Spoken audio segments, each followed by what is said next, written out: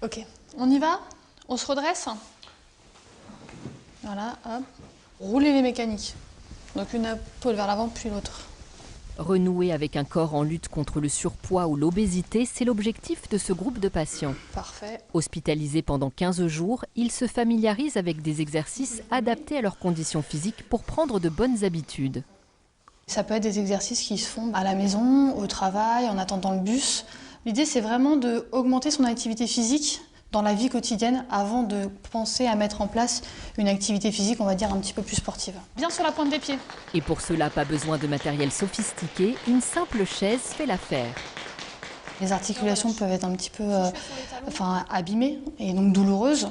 Donc l'idée là de faire des exercices sur chaise, ça permet de effectivement déposer le poids sur la chaise et de travailler un peu plus en douceur que si on faisait des exercices debout.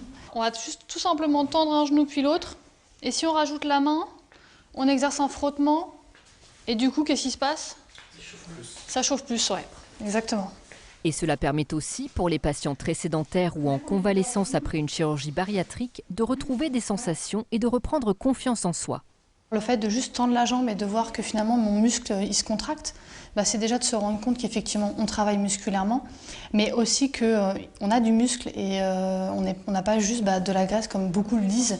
Et non, en dessous il y a du muscle et sinon on ne pourrait pas tenir debout par exemple. Parfait. Ça permet de chauffer tous les muscles qu'on a.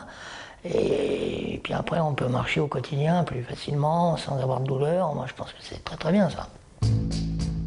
Une fois leurs muscles bien échauffés, les patients chaussent les bâtons. C'est parti pour une demi-heure de marche nordique dans les couloirs du service. Comment ça va, Jacques? Très bien. Pas trop dur? Non, ça va, je souffle pas mal, c'est bon. Le fait de mettre les bâtons, ça va permettre déjà d'augmenter le rythme de marche, mais de faire le haut et le bas, et donc aussi d'augmenter la fréquence cardiaque. L'avantage aussi des bâtons, c'est de s'appuyer et donc d'alléger les parties du bas du corps, c'est-à-dire les genoux, les chevilles, et de mettre moins de poids dessus. Donc plus de facilité à la marche. C'est au top. D'ailleurs, j'y pense doucement quand même. Hein. Pas de douleur? Pas du tout. Sûr, hein? J'arrêterai. D'accord. Il y en a, ils veulent vraiment montrer qu'ils sont capables. En plus, ça fait très longtemps qu'ils n'ont pas forcément pratiqué. Et ils forcent un petit peu. Et là, on est aussi là pour leur dire attention, doucement. Est-ce que vous avez pas mal? Il ne faut pas non plus forcer. Il ne faut pas forcément solliciter cette zone. Il faut aussi savoir les cadrer par rapport à ça. Philippe, lui, ne tire pas trop sur la corde. Diabétique de type 2, il a peut-être enfin trouvé l'activité idéale pour retrouver de la tonicité et perdre du poids. La marche nordique, c'est carrément une découverte. Ça fait quand même pas mal travailler les muscles, mais je ne m'y attendais pas du tout. C'est phénoménal. Du côté du cœur? C'est cardio. Ouais. Non, c'est usant.